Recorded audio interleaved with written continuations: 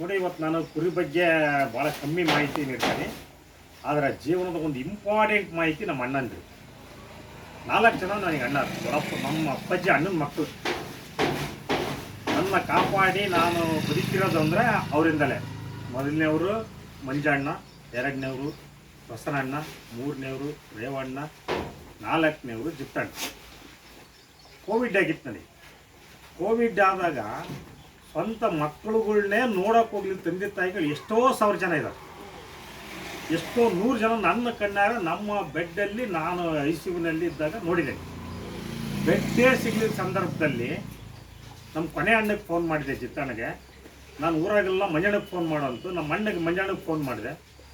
ನಾನು ಫೋನ್ ಮಾಡಿ 10 ರಿಂದ 15 ನಿಮಿಷಕ್ಕೆ ನಮ್ಮ ಮಂಜಣ್ಣ ಮತ್ತು ನಮ್ಮ ಪ್ರಸನ್ನಣ್ಣ ಸುಕ್ಷೇಮ ಆಸ್ಪತ್ರೆ ಹತ್ರ ನೀವು ವ್ಯಾನ್ ತಗೊಂಬರ್ರಿ ಅಂತ 10 ನಿಮಿಷಕ್ಕೆ ಬಂದ್ರಲ್ಲಿ.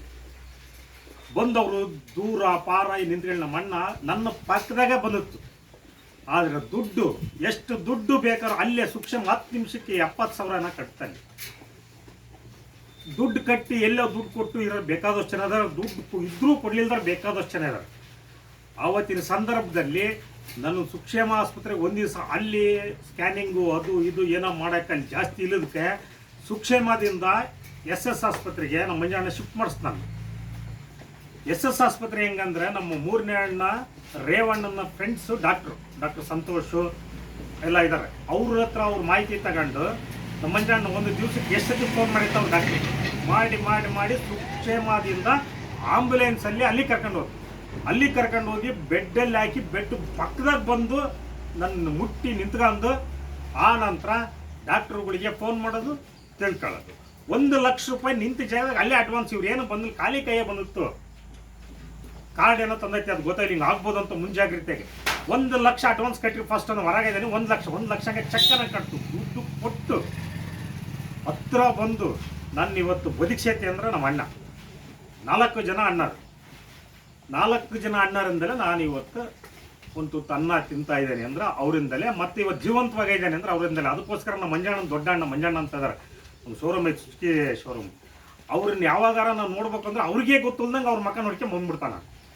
ಅವ್ರಿಗೆ ಗೊತ್ತಿರಲ್ಲ ನಾನು ನೋಡಿದೆ ಅವ್ರನ್ನ ಅಂತಂದು, ಅವ್ರಿಗೆ ಗೊತ್ತಿರಲ್ಲ. ಹಂಗೆ ನಾನು ಅಣಿಕ್ ನೋಡಿ ಹಂಗೆ ಬಂದ್ಬಿಡ್ತಾನೆ. ಇನ್ನು ನಮ್ಮ ಕೊನೆ ಅಣ್ಣ ಜಿತ್ತಣ್ಣ ಅಂತ ಐತಿ. ಅವರು ಬದುಕಿದ್ರೆ ಚೆನ್ನಾಗಿ ಆಗ್ಲಪ್ಪ ಇವನು ಅಂತಂದು ದೇವರಿಗೆ ಅರಿಕೆ ಹೊತ್ಕೊಂಡ್ರೆ 1 ವರ್ಷದೊಳಗೆ ನಿನ್ನ ಸನ್ನಿಧಿ ಕರ್ಕೊಂಬರ್ತಾನೆ ಅಂತಂದು. ಅದು ಯಾರಿಗೂ ಗೊತ್ತಿಲ್ಲ. 1 ವರ್ಷ ನಾಳೆ ನಾಡ್ದು ಐತಿ ಅನ್ನೋ ಒಂದು ವಿಚಾರ ಗೊತ್ತಾದ ತಕ್ಷಣಕ್ಕೆ ನನಗೆ ಫೋನ್ ಮಾಡ್ತು, ಬಾರ ಇಲ್ಲೆಲ್ಲೇ ಹೋಗಿ ಬರೋಕು ಅಂತಂದು. ನಮ್ಮ ದೊಡ್ಡಪ್ಪ ಜೋಕುತ್ತಂತೆ ರುದ್ರಸ್ವಾಮಿ ದೇವಸ್ಥಾನಕ್ಕೆ. ಅಲ್ಲಿಗೆ ನಮ್ಮ ಅಣ್ಣ ಕಳಿಸ್ಕೊಂಡು ಸೀದಾ ಹೋಗಿ ದೇವಸ್ಥಾನಕ್ಕೆ ಹೋಗಿ ಹಣ್ಣುಕಾಯಿ ಮಾಡಿಸ್ಕೊಂಡು 1 ವರ್ಷ ಆಗಿತ್ತಪ್ಪ ನಾನು ಹಿಂಗೆ ಅರಿಕೆ ಮಾಡಿ, ನಮ್ಮ ಹತ್ರನೂ ಹೇಳಿಲ್ಲ, ಯಾರ ಹತ್ರನೂ ಹೇಳಿಲ್ಲ, ಅರಿಕೆ ಮಾಡ್ಕೊಂಡಿದ್ದೆ ಅಂತಂದು ಅಲ್ಲಿ ಹೋಗಿ ಸುಮಾರು ಒಂದು 3-3.5 ಲಕ್ಷ ರೂಪಾಯಿ ಖರ್ಚು ಮಾಡಿದ್ದಾರೆ ನಮ್ಮ ಅಣ್ಣರು. ಹಿಂದು ಮುಂದೆ 1 ಸೆಕೆಂಡು ನೋಡಲಿಲ್ಲ, 1 ನಿಮಿಷನೂ.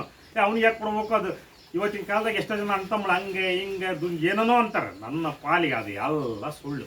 ಸತ್ಯವಾಗ್ಲಿ ಇವತ್ತು ನಾವು ಬದುಕಿದ್ದೇವೆ ಅಂದರೆ ನಮ್ಮ 4 ಜನ ಅಣ್ಣಂದಿರಿಂದ.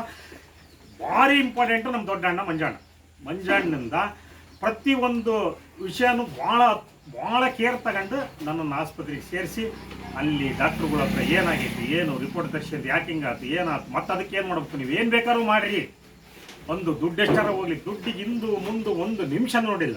ಇವತ್ತು ನಾನು ಬದುಕಿದ್ದೇನೆ ಅಂದರೆ ನಮ್ಮ ಅಣ್ಣನಿಂದ. ನಾನಿನ್ನು ಭಾಳ ಮಾತಾಡ್ಬೇಕು ಈ ವಿಚಾರವಾಗಿ. ಇದು ಏನೋ ಇದು ಅಂತ ಏನೋ ತಿಳ್ಕೊಂತಾರಂತ ನನಗೆ ಹಂಗೆ ಮಾತಾಡೋಕ್ಕಾಗ್ತಿಲ್ಲ. ನಾನು ಒಂದು ದಿವಸ ಇದ್ರ ಬಗ್ಗೆ ಸಂಪೂರ್ಣವಾಗಿ ಒಂದು 10 ರಿಂದ 15 ನಿಮಿಷ ವಿಡಿಯೋ ಮಾಡೋಕ್ಕಂತ ಐತಿ. ನೆಕ್ಸ್ಟ್ ಮಾಡ್ತೇನೆ. ಚೆನ್ನಾಗಿ ಗ್ರೋತ್ ಆಗಿದ್ದಾವೆ, ಈಗ ಭಾಳ ಚೆನ್ನಾಗಿದ್ದಾವೆ. ಈ ಕಡೆ ನೋಡ್ರಿ, ಈ ಕಡೆನೂ ಇದು ಭಾಳ ತೂಕ ಬಂದ. ಮೊನ್ನೆ ತೂಕ ಮಾಡಿದ್ರೆ ಒಂದು 5-6 ಕೆಜಿ ಜಾಸ್ತಿ ಆಗಿದ್ದಾವೆ ಅಂತ ಅನಿಸ್ತದೆ. ಬರ್ಕೊಂಡಿದ್ದೆ, ಎಲ್ಲ ಬರ್ಕೊಂಡಿದ್ದೆ. ಸರಿ, ಥ್ಯಾಂಕ್ ಯು ಮಾಡಿ.